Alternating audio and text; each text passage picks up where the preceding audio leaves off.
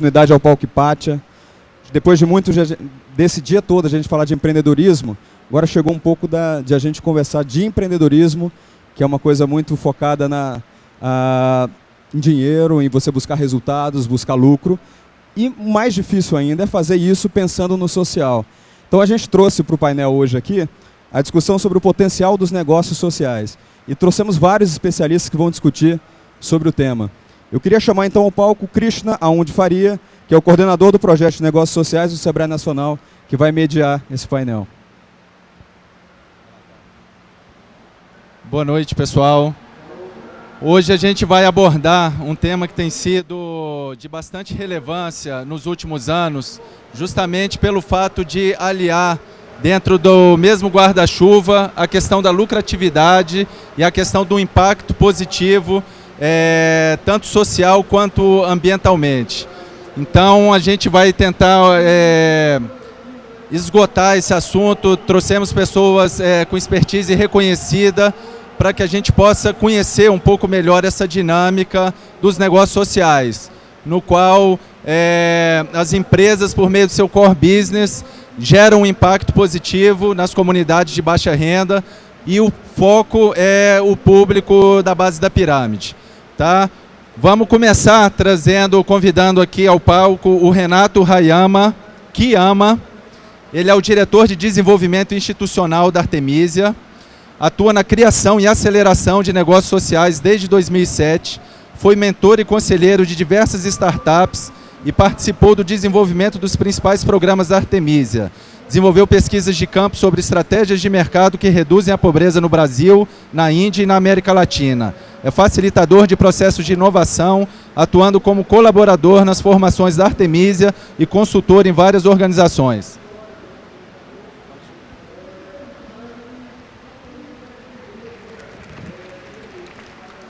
Vamos convidar agora a Renata Truzzi, gerente de desenvolvimento de negócios da Nest Brasil. Renata tem formação e especialização em administração de empresas, administração no setor social e marketing direto. Acumulou vasta experiência em captação de recursos, marketing, comunicação e gestão, trabalhando em algumas das principais organizações sem fins lucrativos no Brasil. Atualmente é responsável por gerenciar o portfólio de negócios sociais da Nest e por desenvolver e implementar novas atividades na Nest Brasil.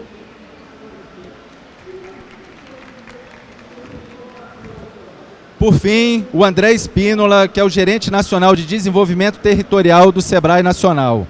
Advogado com MBA em gestão empresarial e especialista em políticas públicas, movimentos sociais e democracia participativa. Gerente de projetos e programas nacionais de desenvolvimento, inclusão produtiva e melhoria do ambiente de negócios em mais de 1.600 municípios. Também está encarregado de projetos de apoio e capacitação técnica de uma rede nacional de agentes locais de desenvolvimento econômico territorial, além de projetos de desenvolvimento econômico em regiões urbanas de baixa renda e regiões impactadas por grandes investimentos. Agora vamos começar com o Renato.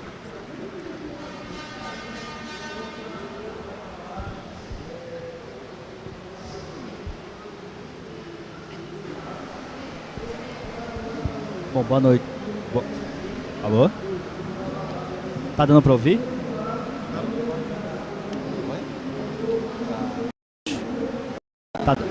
Dá para ouvir agora? Não?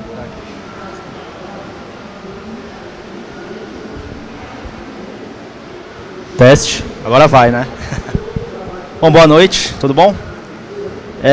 Bom, sou o Renato. Eu atuo na Artemisia, quase desde o começo, praticamente. Então, a Artemisia é uma organização que tem uma história um pouquinho diferente das outras organizações, porque ela começou internacional. Então, a gente trabalhava com negócios sociais, apoiando o surgimento de negócios sociais no mundo inteiro. Então, desde a Moldávia até Estados Unidos, Europa, a América Latina em geral, até a gente decidir que a gente precisava ter um foco. Então, um país ou um lugar que fosse propício para o surgimento desses tipos de negócio. E a gente escolheu o Brasil. Então, em 2004, a Artemisia foi fundada aqui no país porque, bom, a gente acreditava que a gente acredita ainda que o Brasil tinha todas as condições para o surgimento desse novo modelo de organização, desse tipo de negócio, né? Então, vou falar um pouquinho sobre negócios sociais e o que para a gente, o que está por trás um pouquinho, qual que é o contexto por trás dessas organizações. Então, e o que motiva também todo mundo que está trabalhando com esse tema, né? Eu acho que todo mundo aqui que está nessa mesa, todo mundo da Artemisia. E o que motiva a gente, basicamente... Apresentação, por favor. Esperando só um pouquinho.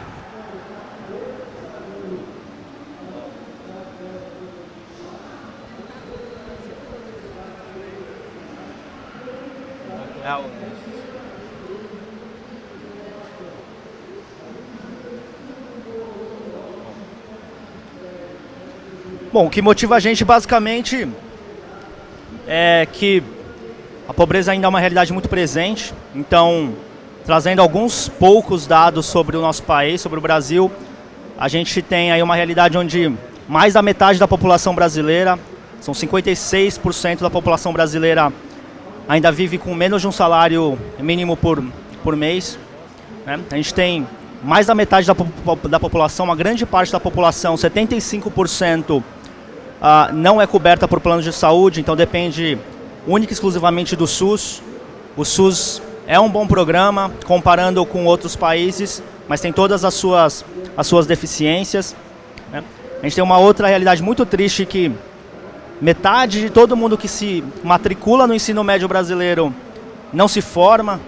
Então, dos 3,5 milhões de alunos que entram no ensino médio, metade disso acaba não se formando. Então, o Brasil é uma fábrica com 50% de eficiência, né? Então, e aí, trazendo um pouquinho sobre moradia, a gente ainda tem quase 6 milhões de famílias sem um lugar digno para morar. Isso só o déficit quantitativo. Se eu trouxer déficit qualitativo, é 3 vezes esse número. Então, quando a gente está falando de negócios sociais, a gente está falando de negócios que estão atuando nesse contexto, né? E para a gente, antes de trazer um pouquinho sobre alguns exemplos, a gente tem 2 conceitos que para a Artemisia é muito importante, que baseiam aí toda a teoria ou todo o conceito por trás do que a gente está falando de negócios sociais. Então, o primeiro deles é o conceito de pobreza. Então, para a gente, o conceito que a gente usa é o conceito de um economista ganhador do Prêmio Nobel. Ganhou o Prêmio Nobel porque ele foi o primeiro economista que desvinculou o conceito de pobreza do critério renda. Então, o que ele dizia é que para você, uma pessoa pobre, ela não é uma pessoa que ganha menos ou mais do que um patamar pré-estabelecido, e sim é você ser privado de condições mínimas que te façam exercer sua condição de cidadão. Então, é você ser privado das capacidades que te façam alcançar o seu pleno potencial. E aí você tem cultura, educação, né, empregabilidade e assim por diante, né? E o segundo conceito é o conceito de ônus da pobreza, ou a multa da pobreza. Basicamente, se você é pobre, você muito provavelmente vai pagar muito mais caro por produtos e serviços em geral do que uma pessoa que não está nessa condição, né? Então, essa é uma foto de uma notícia americana, de uma pessoa que, por exemplo, por ser pobre não tem acesso à conta bancária, e por não ter acesso à conta bancária tem que pagar $15 por mês para sacar o seu pagamento. Que isso já é mais alto que todas as taxas bancárias norte-americanas, que obviamente se você tivesse uma conta bancária você não pagaria esse tipo de taxa. Ou o acesso à saúde no Brasil, o fato da pessoa não ter um plano de saúde não significa que ela não está pagando por saúde, né? Então, quando você precisa de saúde, você gasta provavelmente 2 dias inteiros para você ter algum acesso dentro do sistema público.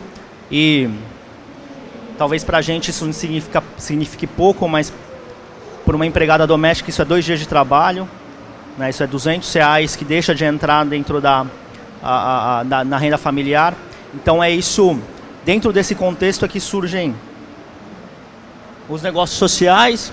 Então, o que a gente acaba trazendo é que, basicamente, negócios sociais é uma convergência de dois setores num mundo que até pouco tempo atrás era dividido dentro de caixinhas, né? Então você ou é a caixinha do ganhar dinheiro, caixinha do mercado, da economia, ou é a caixinha do fazer o bem, né? Trabalhando numa ONG, em alguma iniciativa social.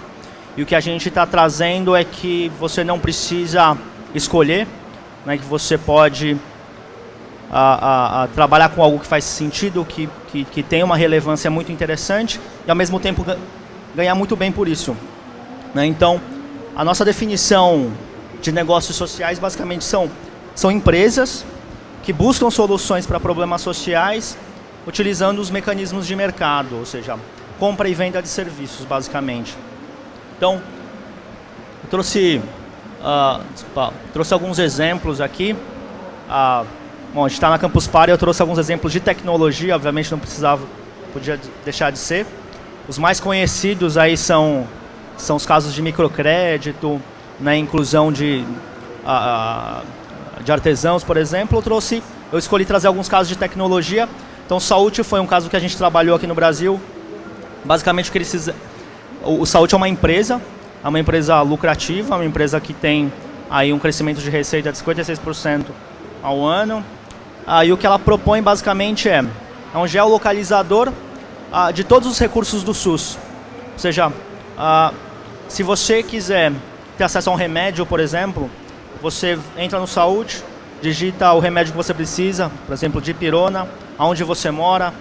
Eu moro em Pinheiro, São Paulo, ou o CEP da sua região, e ele te dá todas as regiões perto da sua residência que oferecem gratuitamente esse remédio e o que você precisa, né, qual é a documentação que você precisa para ter acesso a esse remédio. É claro que dipirona é um remédio simples, então a documentação não é tão complicada, mas para um remédio já de alta complexidade, um remédio para uma doença mais complexa, você tem um procedimento burocrático que poucas pessoas sabem como você navega nesse sistema. A ideia do Saúl é você diminuir essa assimetria de informação que existe aí para uma pessoa simples ter acesso a um bem que é seu por direito, né? Então, é seu pela Constituição. Então, basicamente essa é a proposta do Saúl. Dentro dessa proposta simples, existe uma gama de modelos de negócio que vai desde o mais simples, que é a publicidade, até o concierge, que são atendimentos mais personalizados a algumas pessoas, o white label, que dentro dessa tecnologia, da tecnologia de geolocalização do Saúl, ele acaba prestando serviço para várias outras organizações que precisam de uma tecnologia como essa e assim por diante. A segunda empresa que eu trouxe aqui é a Geek. A Geek, ela veio falar aqui na Campus Party mais cedo. São uma empresa de educação, de tecnologia para educação, que ela personaliza personaliza o aprendizado de acordo para cada aluno. Ou seja, as pessoas aprendem de forma diferente e elas precisam de algum tipo de adaptação à forma como ela aprende. Então, basicamente, ela é uma plataforma que adapta ao ritmo de cada pessoa, ou seja, as pessoas aprendem num ritmo ou mais acelerado ou mais devagar, ao estágio, ou seja, se você é um aluno nível 2, você não pode ter exercícios ou questões nível 8, senão te desmotiva, e nem questões ou exercícios nível 1, que também são muito fáceis e te desmotivam. Você precisa de questões ou exercícios nível 3,5 ou nível 4. Né? E aí assim você vai se desafiando aos poucos e aprendendo. Então, que é uma plataforma que já está sendo comercializada. Ela para o público ainda não está sendo disponibilizada, vai ser disponibilizada esse ano, provavelmente em março, gratuitamente. Já atinge milhares de pessoas, jovens do ensino público, né? Então é uma plataforma muito interessante. Então, de uma forma geral, trazer um pouquinho sobre a Artemisia, o que a gente faz. Então, a Artemisia basicamente identifica pessoas que estão desenvolvendo essas propostas e acelera ou potencializa aí o crescimento dessas iniciativas e o sucesso dessas iniciativas. Então o nosso intuito é criar aí um ecossistema empreendedor de negócios sociais, então não só empreendedores, mas universitários, gestores de uma forma geral, advogados, né, todo o capital humano necessário para fazer com que esse setor floresça. Né? Então, falando da Artemisia de uma forma geral, a gente faz tudo isso, a gente já está com disseminação, então a gente entra em diversas universidades no Brasil, são 56 universidades onde a gente está presente, mais de 10 mil universitários dentro da nossa rede. A gente tem um processo de busca e aceleração de empresas no Brasil inteiro. A gente já trabalha com 20 empresas todos os anos. A gente tem um trabalho de capacitação de profissionais. A gente identifica profissionais de grandes empresas, banco, consultoria, que estão querendo fazer uma migração aí para esse setor, faz uma capacitação desse pessoal e acaba colocando dentro dessas empresas, e diversas outras iniciativas. Em relação a um pouco de resultado, a gente trabalhou em 2011 e 2012 com 15 empresas, e a gente tem um trabalho muito forte para fazer com que elas cresçam até um ponto que elas sejam muito atraentes para investidores. Investidores venture capital, investidores profissionais. Então, dessas 15 empresas, metade delas conseguiram investimento, né, foram articuladas, a gente faz todo o projeto de investimento, e elas receberam ao todo quase 12 milhões de reais em investimento inicial. Né. Hoje, algumas outras já estão em outro estágio aí de investimento, e basicamente é isso que a gente faz. Né. Então, a gente pega empresas bem iniciantes, faz um trabalho muito focado durante um certo período de tempo para que ela cresça, para que ela crie tração, e aí a gente faz uma articulação com uma rede de investidores que fazem parte da rede da Artemisia. Basicamente é isso que eu queria trazer para vocês. Obrigado. Obrigado, Renato.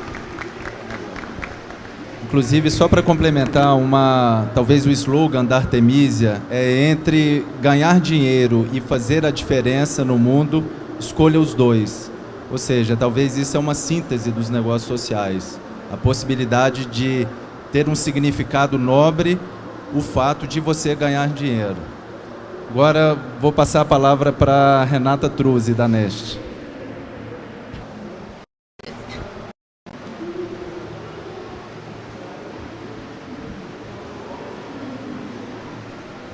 Bom, se me permitem, vou ficar em pé, que eu consigo me relacionar melhor aí com a apresentação. Antes de mais nada, queria agradecer ao Sebrae pelo convite. A gente vem conversando aí há bastante tempo sobre negócios sociais e é muito importante poder estar aqui, disseminar o que a gente vem fazendo, o que a Nest vem fazendo, o que a Artemisia vem fazendo, o que o Sebrae vem fazendo, e para que isso se multiplique e a gente consiga aí ter mais impacto, mais resultados em negócios sociais no Brasil. A Nest é uma organização internacional que tem 15 anos, estamos no Brasil há 5, e a gente trabalha no desenvolvimento de negócios sociais, de empreendimentos que sejam sociais e sustentáveis financeiramente, todos eles voltados para a solução de problemas sociais críticos em países emergentes. Então, os 10 países que a gente atua são de economias emergentes. Negócio social, para a gente, é exatamente o que é para a Artemisia. Na verdade, são negócios que usam a lógica do mercado tradicional de geração de lucro, sustentabilidade financeira, e que estejam focados no impacto social positivo à sociedade, social e ambiental, né? Então, a gente acredita que qualquer empreendimento que seja inovador e cujo foco, a sua origem, seja a solução de um problema social, ele é considerado negócio social para nós. As áreas de impacto que a gente escolheu para atuar, que a Nest escolheu para atuar nesse campo dos negócios sociais, são 3.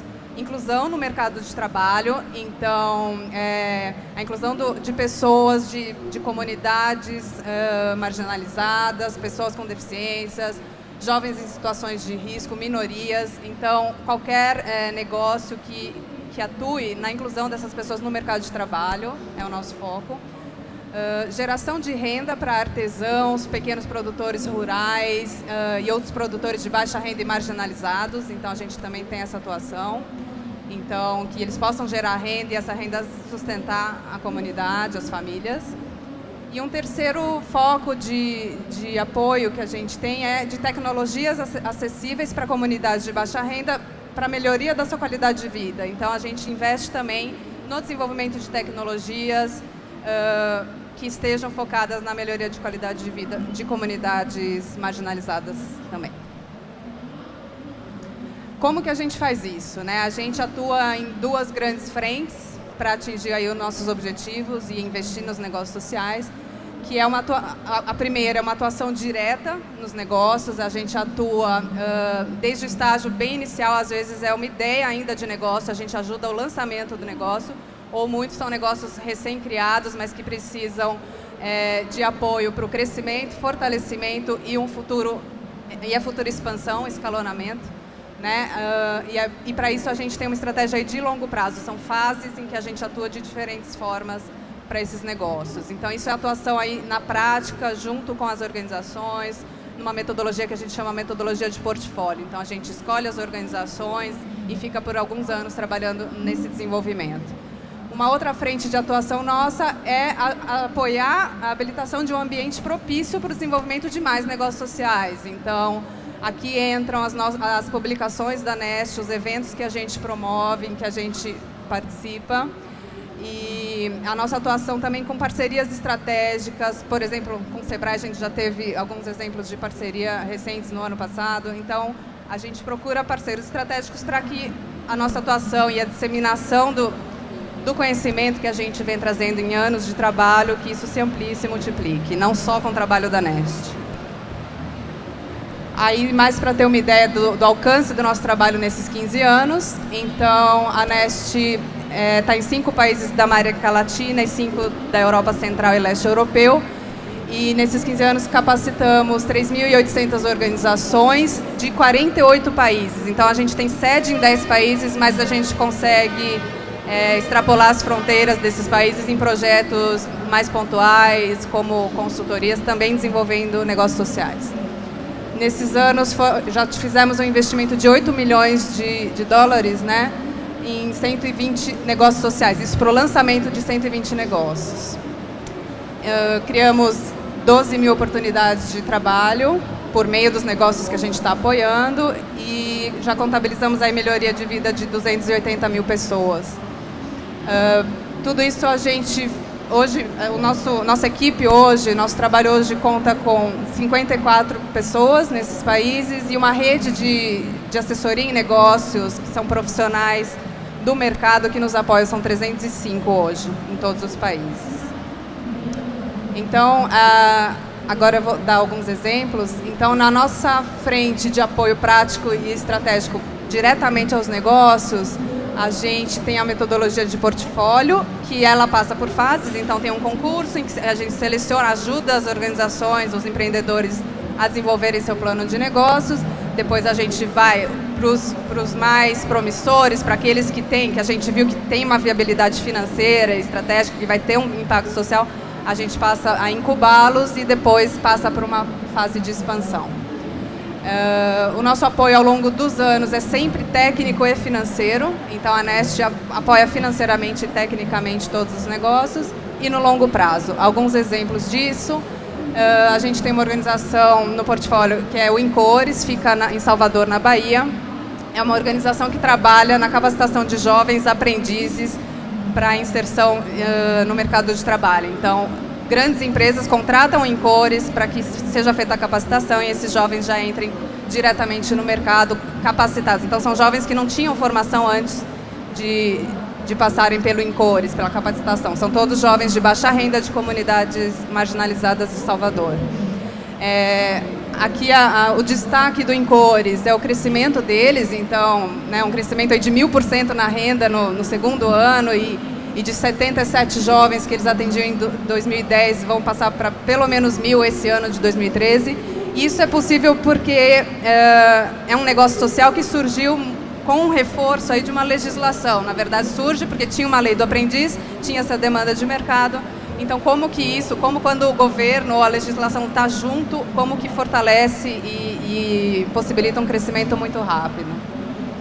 Uma outra história, uma outra organização que a gente gosta de trazer aí para vocês como exemplo de um negócio social é uma organização que fica na Rocinha, chama União de Mulheres, e por meio de um projeto, de uma empresa que eles abriram de turismo, que eles chamam de volunturismo, na verdade, a organização na Rocinha recebe turistas o ano inteiro, esses turistas podem trabalhar ali na comunidade da Rocinha como voluntários, e essa renda possibilita que a União de Mulheres mantenha os outros projetos sociais na comunidade, projetos de educação e de todos eles voltados para a primeira infância, então creche, reforço escolar e tudo mais.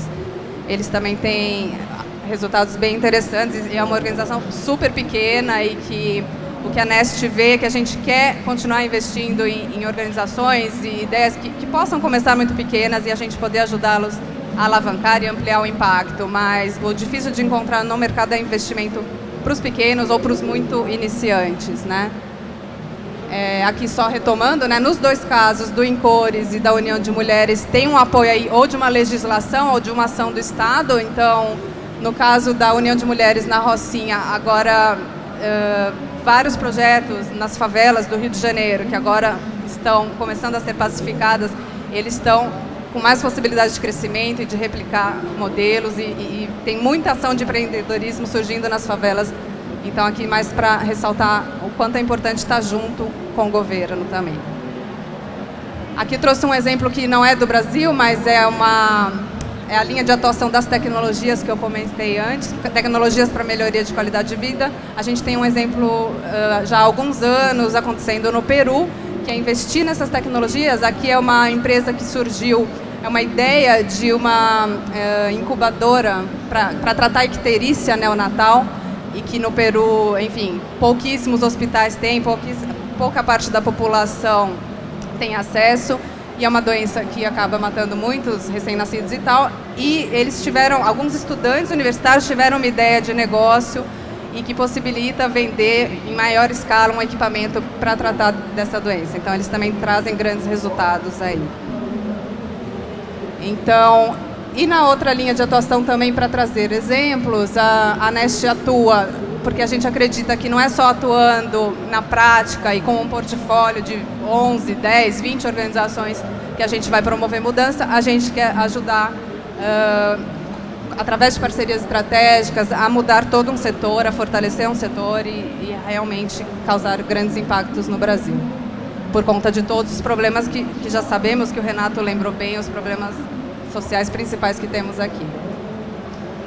Aqui eu trouxe só para deixar assim, de indicação, a gente está acabando de lançar uma publicação que a Nest fez junto com a Rockefeller Foundation, que é justamente a gente fez um mapeamento, uma pesquisa em profundidade em alguns países da América Latina, principalmente Argentina, Brasil, Chile, Colômbia, Equador e Peru, para entender esse mercado, como é que está acontecendo o desenvolvimento dos negócios sociais, né? Então foram 680 organizações pesquisadas, 200 entrevistas, enfim, não vou entrar em tudo isso, mas a gente identifica que nos países da América Latina tem problemas muito parecidos, né?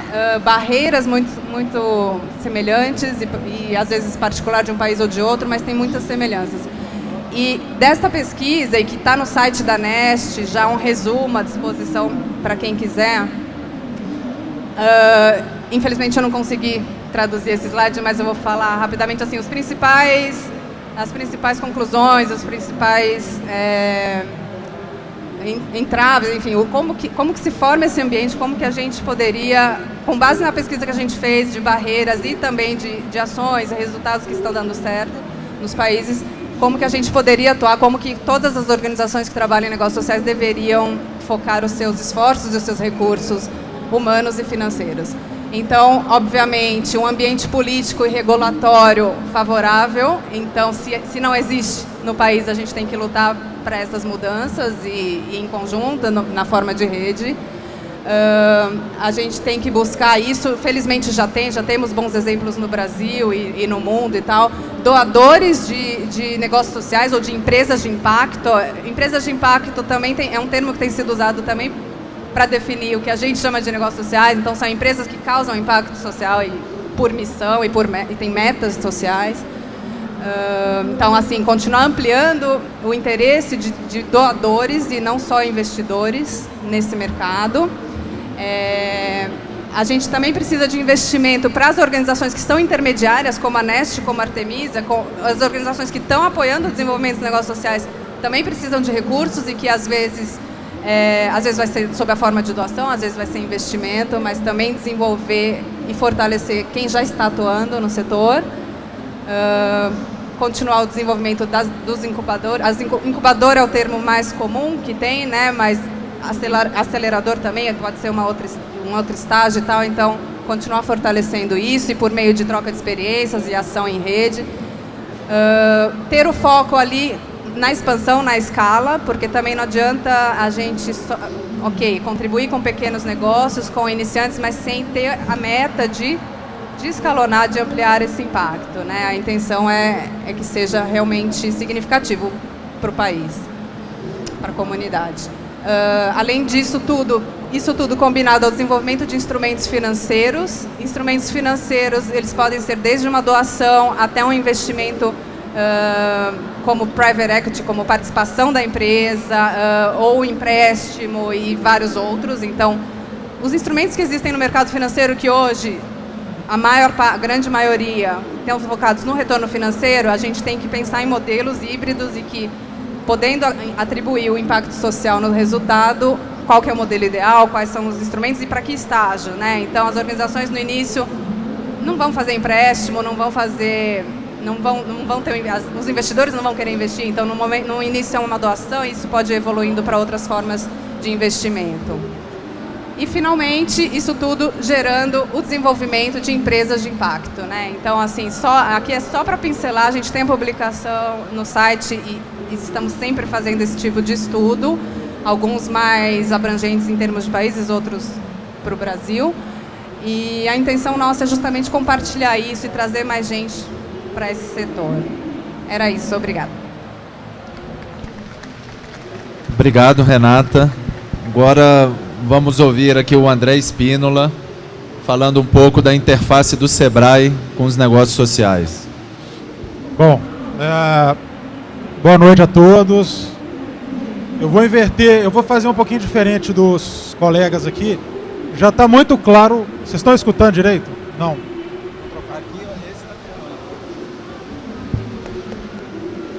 Já está muito claro que a ideia de negócios sociais é tudo de bom, show de bola, juntar lucro com impacto social é uma coisa que cativa milhões de nós, isso aí não tem a menor dúvida, mas é uma temática nova, tem poucos anos que nós estamos falando disso.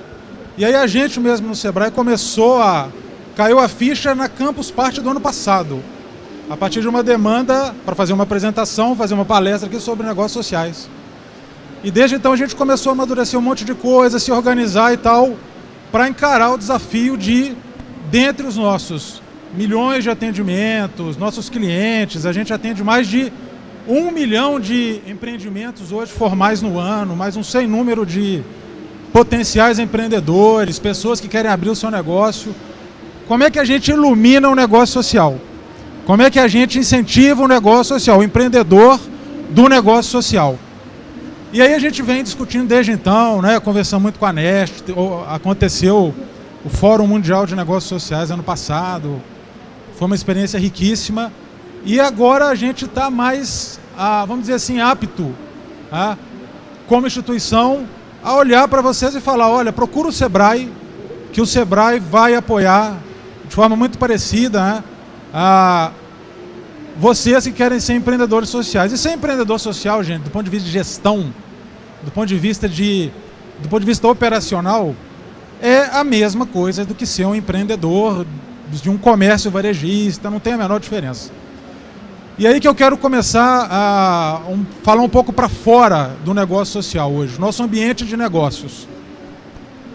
Eu podia falar da ideia de negócios sociais, o que o Sebrae pode fazer e tal.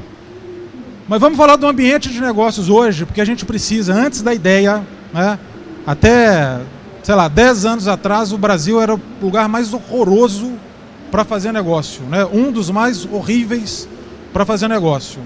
Esqueçam aquela pesquisa de 152 dias para abrir empresa, tá? Aquilo é falso, aquilo está errado. Aquilo avalia um outro tipo de empresa que não é a pequena empresa brasileira. Depois eu vou explicar para vocês. Alguém leu a Folha de São Paulo hoje? Viu lá uma matéria enorme que fala que metade dos brasileiros quer empreender, está envolvido com uma ideia de empreendimento ou tem vontade de empreender. 46% da população economicamente ativa quer empreender no Brasil. E 24%, metade disso, quer um emprego.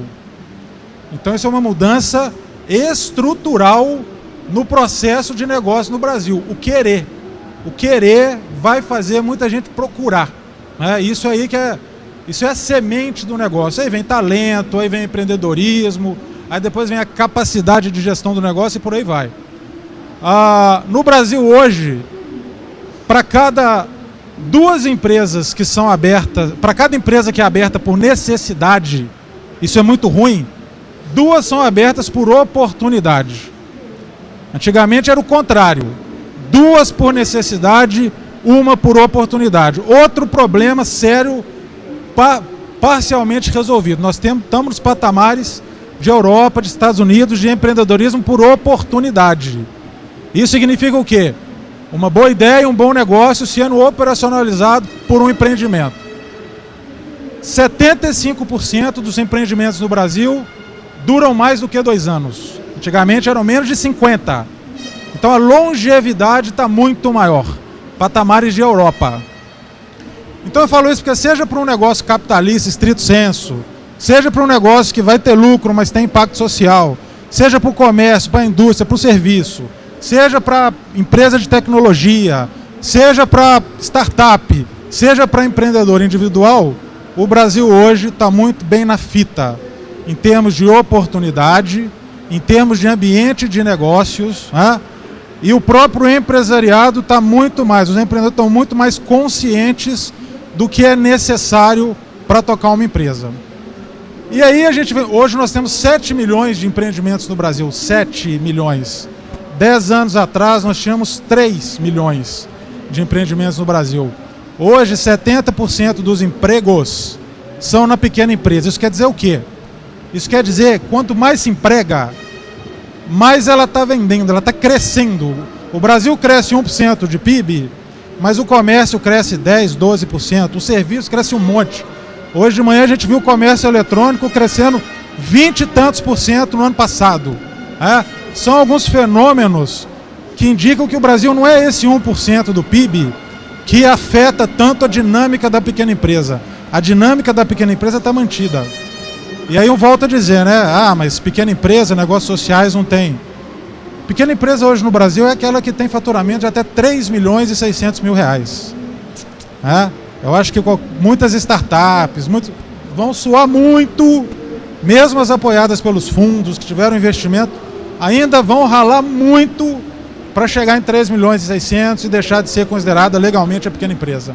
Então, é um lapso é uma qualificação. Ser pequena empresa hoje não quer dizer que é a dona que faz coxinha, ou a cara que faz artesanato, tem muito mais. Ser startup é ser pequena empresa, ser empresa de base tecnológica é ser pequena empresa, e ser empreendimento social também é ser pequena empresa. E aí a gente tem lá no Sebrae, a gente está fazendo 2 recortes para atender, né? Um já está consagrado, apesar de ter 3 anos, que é o empreendedor individual. Alguém aqui é empreendedor individual? Se registrou como empreendedor individual você? Empreendedor individual, gente, é um tipo de negócio que você abre pela internet. Estou errado? Em, 10 minutos, 15 minutos?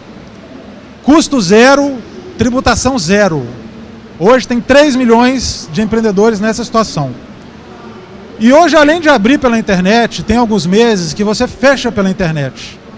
Então isso é o cúmulo, é o máximo de fomento ao empreendedorismo. Eu posso abrir um negócio hoje, e ele dá errado daqui a 2 meses, 3, eu fecho e abro outro no dia seguinte. Isso é o máximo que tem de liberdade empreendedora. E aí vem a Exame e fala que o Banco Mundial disse que o Brasil leva 152 dias para abrir uma empresa, né? Eles esquecem que nós temos já 3 milhões de empreendedores individuais. Tem todo um conceito, não é tão simples assim, né? 60 mil de faturamento previsto por ano e assim por diante. Mas uma Saútil podia ter começado a funcionar como empreendedor individual. A da Bahia lá, que eu esqueci o nome, Encores, podia ter começado a funcionar como empreendedor individual. E várias ideias que vocês têm podem ser instrumentalizadas como empreendedor individual. E o próprio empreendedor individual, para nós, é um tipo de negócio social, né? Não é esse tipo de negócio social que os colegas falaram, mas é um negócio que leva à inclusão produtiva, previdenciária, empreendedora e social de milhões de pessoas no Brasil e vai levar muito mais, né? Aquela mesma sensação, né? A inclusão pelo emprego, a pessoa que está desocupada tem um emprego. Muita gente hoje vem se ocupando pelo empreendedorismo, com um ambiente de negócios melhor, com o mercado aquecido e com muito mais perspectiva de longevidade do seu negócio. Para quem já é mais robusto, para quem já vai botar uma grana, para quem já vai correr atrás de um fundo, vai investir lá 50, 100 mil reais, 1 milhão de reais, apaguem da memória de vocês aquela coisa de que é impossível abrir uma empresa no Brasil, porque demora 6 meses e tal. Nós temos hoje N facilidades para abrir. Alguém aqui é empresário que não é empreendedor individual, mas é uma sociedade e tal? Tem quanto tempo? Quanto tempo? 3 anos? 4? Vocês demoraram muitos meses para abrir a empresa? Sim, 6 meses? Não? 2? 1? É por aí. Hoje, dificilmente se demora mais de 1, 2 meses para formalizar, para registrar, para ir na prefeitura, vai na junta. Está longe ainda de ser o ideal. Longe, longe, longe, longe. Mas hoje é isso aí. 1 mês, 2, você registra, não custa mais milhares de reais, com raras exceções, de uma licença ambiental e tal. E você tem uma tributação muito simplificada, né? É clichê dizer que pequena empresa paga muito imposto. Acabou isso. Tem um simples aí, uma empresa de base tecnológica que começa faturando 20, 30 mil reais por mês, paga 5% de imposto. 5%. Centralizado e paga uma vez. Então, uma ideia hoje, com impacto social, sem impacto social, pode ser operacionalizada em poucos meses, e com um custo legal, burocrático, tributário, muito mais barato do que para uma empresa normal. Então nós temos empreendedor individual, nós temos empresa, vamos chamar de pequena empresa normal, comum, e aí que vem negócio social, indústria, comércio, enfim. Aí entra a gente. Hoje nós levamos, numa escala muito representativa, capacitação, treinamento, capacitação, consultoria, publicações, atendimento à distância, atendimento presencial, atendimento in loco na empresa. Hoje, técnicos do Sebrae vão dentro da empresa conversar com o empreendedor. E tem o segmento do comércio, tem o atendimento para a indústria, tem o para os serviços, tem o artesanato, tem o rural. E assim a gente vai customizando, para conseguir fazer um atendimento cada vez melhor. E agora a gente vai fazer isso também para um negócio social, só que, já deixando claro, plano de negócio, treinamento gerencial, atendimento ao cliente, marketing. Para tudo isso o Sebrae tem ferramenta. E vão ser colocados à disposição. Qual é a grande novidade? A gente fecha nas próximas semanas, 1 mês no máximo, um banco de ideias de negócios sociais. Vocês viram aqui algumas, Entra no site da Nest, entra no site da Artemisia, tem lá várias ideias, pesquisas e tal. Mas vamos botar aquela semente, várias ideias para serem replicadas, Estamos aqui com o Eduardo lá do Rio. Comunidades pacificadas, tem uma gama enorme de negócios que tem um impacto social acontecendo no Rio de Janeiro. Já visitamos, já conhecemos vários. Negócios que envolvam e que deem condição de uma pessoa que empreende, ela possa se orgulhar de que o empreendimento dela ajuda a mitigar alguns problemas sérios no país, da base, de inclusão, de acesso a direitos básicos. Então é isso, esse que é o recado que eu queria deixar. Independente da ideia, aquele negócio de boa ideia, boa intenção, o inferno está cheio. uma boa ideia está longe de garantir o sucesso de um empreendimento. Negócios sociais, o potencial dos negócios sociais é altíssimo. O Brasil está no momento, ainda está no momento e vai estar por mais anos nesse bom momento. O ambiente de negócios nosso é infinitamente melhor do que 10 anos atrás e vai melhorar muito mais nos próximos anos, vem melhorando muito mais nos próximos anos, mas tem uma grande parte do esforço e dos pré-requisitos do sucesso são dos empreendedores, são de vocês. E aí é que a gente vai procurar entrar. Então aí juntar a ideia, juntar o ambiente externo totalmente favorável, juntar a necessidade que o país tem de mais gente. O governo não aguenta, está longe de aguentar cuidar sozinho das mazelas sociais do Brasil. Temos tido inúmeros avanços, temos ainda muito tempo para... E mesmo que a gente atinja alguns pontos de equilíbrio, sempre vai haver espaço para suprir a população de demandas básicas. E para isso, volto a dizer, o nosso foco, como o deles, é o lucro. Lucro com impacto. Então a gente junta a ideia, esse ambiente excelente de negócios que o Brasil tem hoje, o empreendedorismo como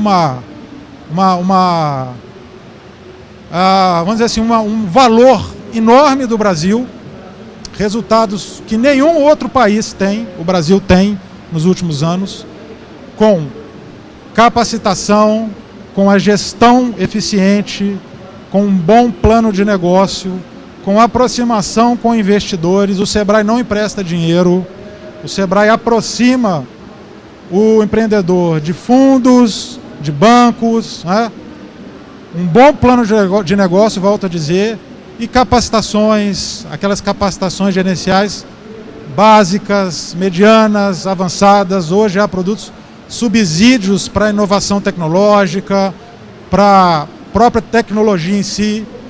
O Sebrae vai colocar isso tudo à disposição dos negócios sociais. Na verdade, já está, sempre esteve.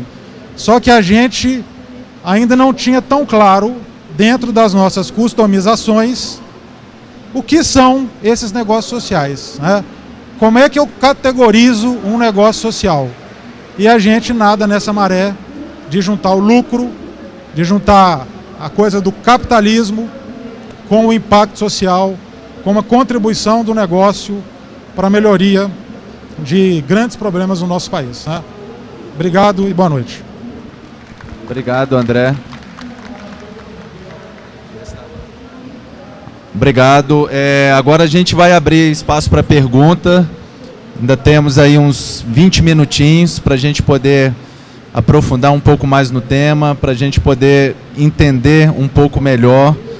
E no caso dos potenciais empreendedores sociais que estão aqui na plateia, para que vocês tirem todas as dúvidas dentro desse universo que, como o André colocou, é empreendedor antes de ser um empreendedor social.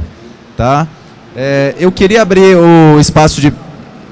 Só um instantinho. Eu queria abrir o espaço de pergunta, falando que dentro dos desafios que os negócios sociais vislumbram, está a criação de leis de incentivo, de políticas públicas bem definidas, de marcos regulatórios, de taxas diferenciadas para investimento, porque a gente percebe que é um investimento de risco.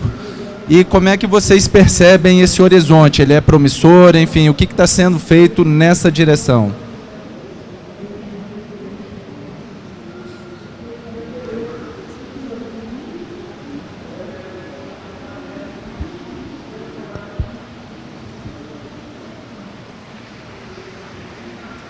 Então, o que a gente vê é isso, quando se tem os bons exemplos, fica nítido, né, a contribuição da legislação, do ambiente para o resultado desses negócios.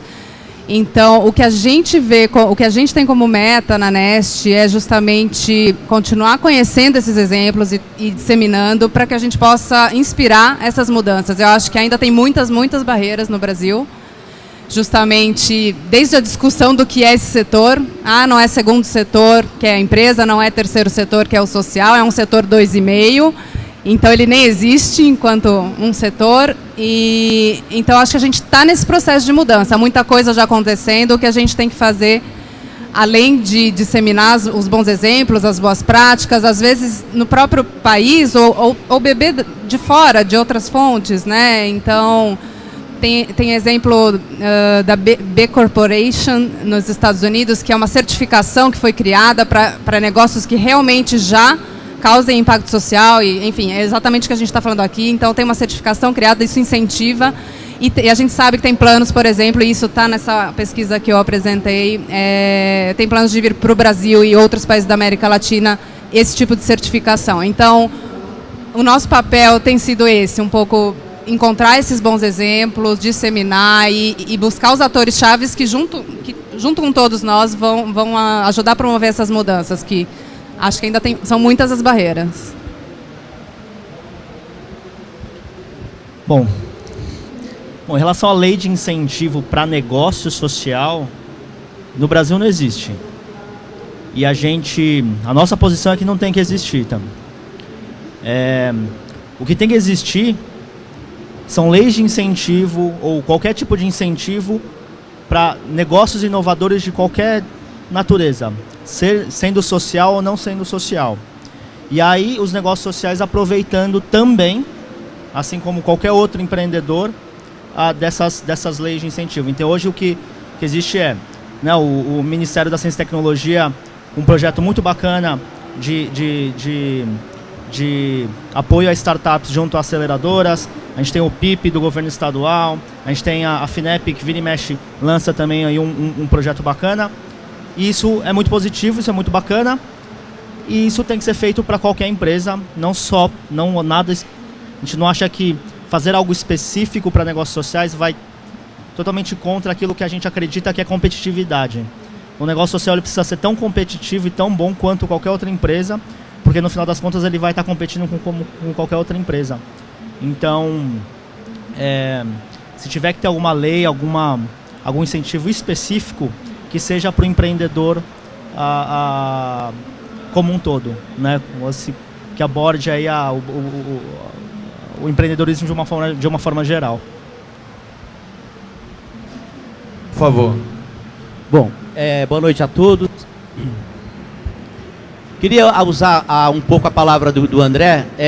Dentro do ambiente do querer, eu pretendo, daqui a 1 ano e meio, empreender num negócio social. Queria saber de você, André, e depois eu queria fazer uma outra pergunta para o Renato e a Renata, é o seguinte: qual que é a carga tributária desse negócio? Se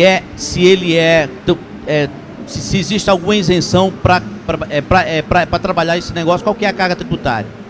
Renato e Renata, qual é o risco desse negócio? Vocês conhecem alguma empresa, vamos dizer, chamar empresa, que não deu certo, e qual o nível de risco você tem em tratar esse negócio? É isso aí. Olha só, não é porque é negócio social, tá? É porque é pequena empresa. Vamos falar de micro ou pequena empresa ou empreendedor individual. O empreendedor individual não paga nada de imposto, paga só a previdência social, mas em compensação tem um teto de faturamento bruto de R$60 mil. Ano. Um pouquinho mais robusta vai ser o simples, vai pagar de 4% a 10%, comércio, indústria, serviço paga um pouco mais.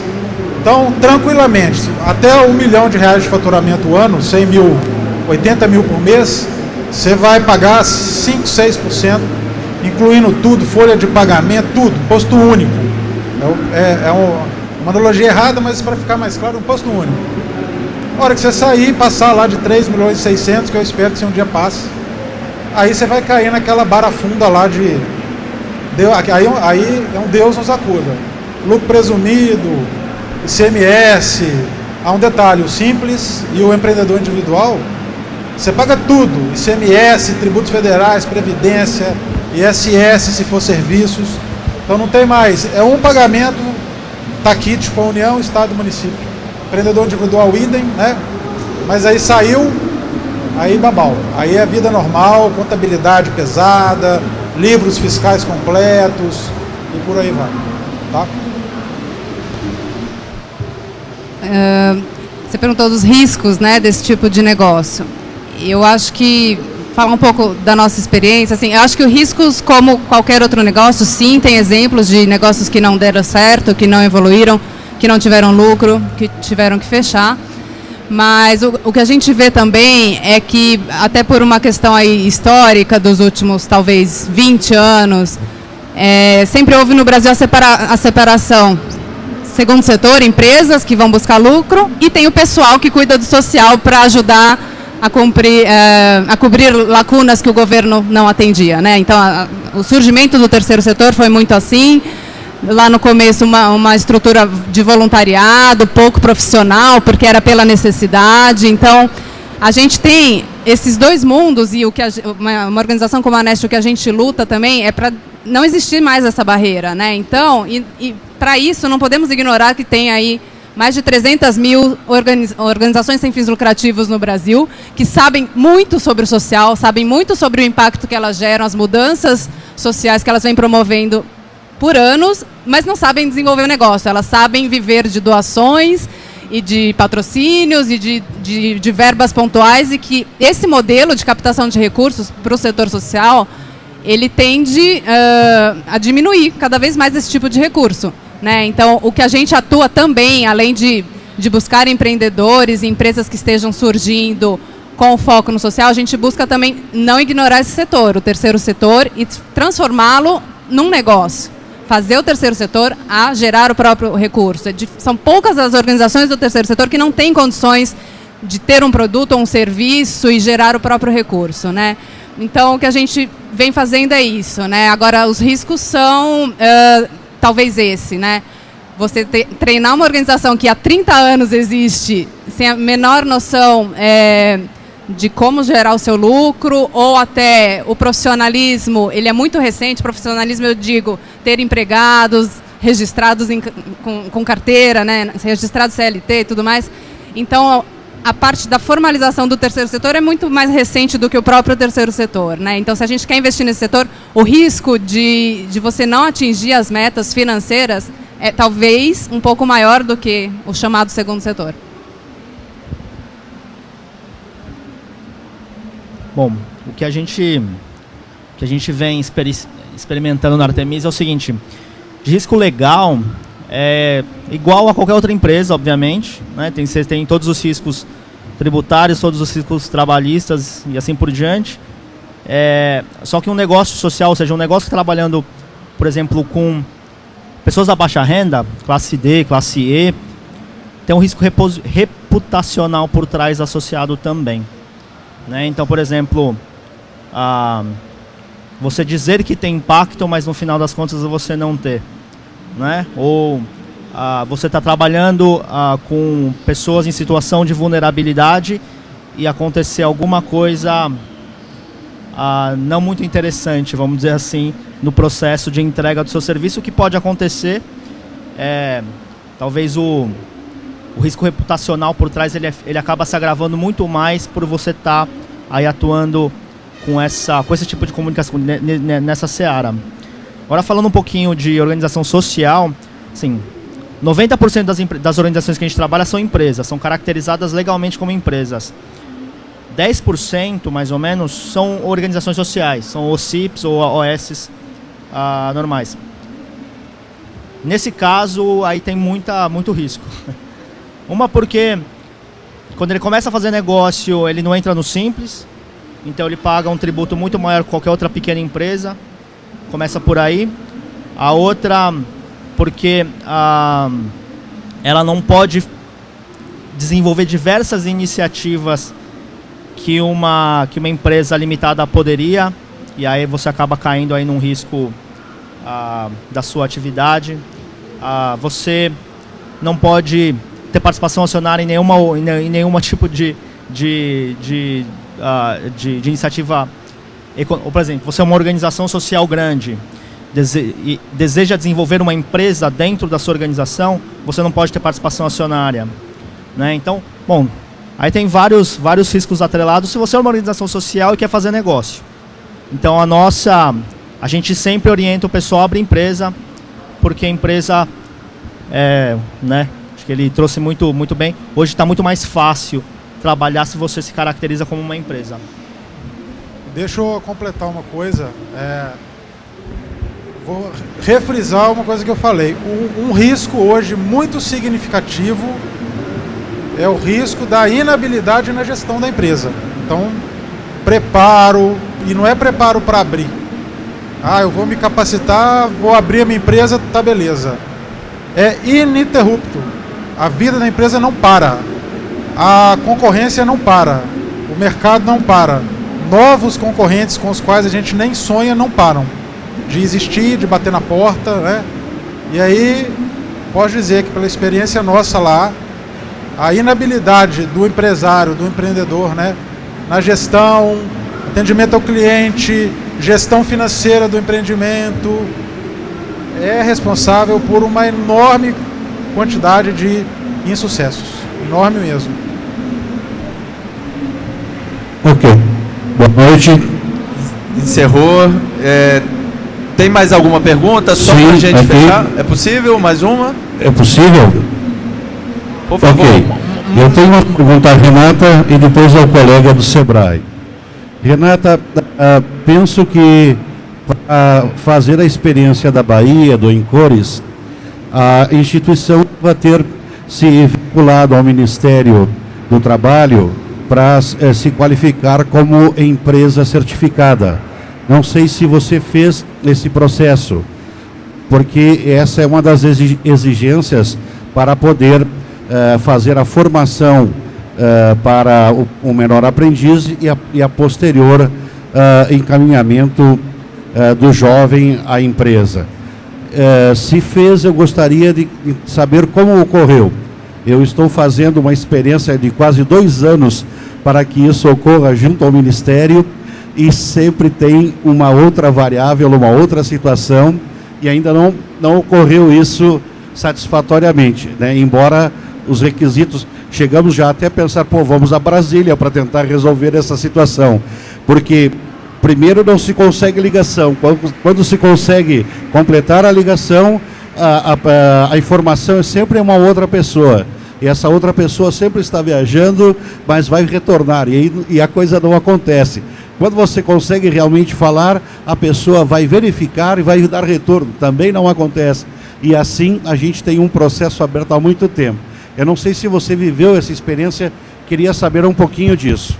E uma segunda questão é, se o Encores vai ser sempre uma empresa, uma instituição que vai preparar esses jovens para o mercado, sempre haverá novos grupos de jovens. Essa empresa, então, ela sempre vai depender de recurso externo para se manter, porque, né, vai conseguir ter a sua maioridade como empresa fazendo esse tipo de trabalho. Essas duas questões. E ao colega do Sebrae, eu passei pelo processo, né, de responder o questionário, descobrir que eu sou águia, e fui lá conversar com o pessoal fez um projetinho, a expectativa, né, de andamento da empresa, e só que ele me dizia assim, vamos fazer o projeto, e você vai iniciar aqui. E aí, quando você tiver dúvidas, aí você contrata uma consultoria, que vai custar tanto, né? Aí eu senti assim a caixinha de surpresa, né? Porque você vem vindo, quer fazer a sua empresa, e quando, nas principais dificuldades, você vai contratar uma consultoria do Sebrae que vai lhe custar, e você ainda nem está com a empresa organizada. Então, isso ou atuando a ponto de ter o retorno, né? Então, eu não sei, sentir nessa circunstância uma coisa não muito legal. É dos negócios. Porém, achei assim que tinha uma malandragem na relação. Tá? Me alivie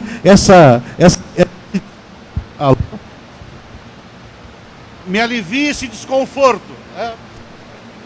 Alô. Ok. Gente, só a Renata vai responder e o André rapidinho. Infelizmente a gente está com o tempo esgotado. Eu peço para que as outras perguntas sejam feitas logo que a gente terminar aqui. E aí pode ser feito tete a tete, tá? Mas vamos responder essas duas rapidinho para a gente encerrar. Vou falar bem rapidamente, daí a gente conversa daqui a pouco. A Neste não participou nesse relacionamento do Incores com o Ministério do Trabalho, mas isso não impede de que a gente te passe o caminho, enfim, na sequência, a experiência deles. A gente passou a apoiar o Incores, eles já existiam, estavam no início e já tinham passado por algumas fases, tá? Então isso a gente depois conversa e acha os caminhos. A questão do público, né? Se vai ter sempre público para gerar receita que o Incores está. A gente tem que estar sempre pesquisando o mercado e conhecendo o mercado e nisso a gente apoia muito o Incores, estamos agora apoiando eles na expansão, então para isso a gente volta a revisitar, volta a fazer plano de negócios, porque é para uma outra fase, é como se fosse uma outra empresa, né? Então é um plano de negócios de expansão, então é isso que ajuda a gente a analisar esse tipo de mudança. Então, olha só, realmente o Sebrae tem alguns produtos que são pagos, mas são situações mais sofisticadas. Eu vou conversar com você depois. Normalmente, os encaminhamentos iniciais não são... você é daqui de São Paulo? Não? Não? Rio Grande do Sul, então. Depende do tipo de atendimento do balcão, então, mas a grande maioria é realmente gratuita, né? Então, a gente conversa na sequência aqui que eu vou saber direitinho qual é o tipo de atendimento e te passo, e você pode inclusive agendar pelo telefone, pelo 0800, tá? Eu acho que é uma falta de informação ali, talvez você tenha sido enquadrado você foi Águia? Águia, então, uma coisa já mais avançada, e aí tem alguns produtos que são mais avançados e tem uma contrapartida sua, apesar de ser subsidiado. Pode ser isso, mas a gente tira a dúvida no final aqui. Gente, queria agradecer, infelizmente não deu para a gente responder todas as perguntas, mas como eu disse, podem vir aqui pessoalmente conversar com os painelistas, que eles vão responder a vocês.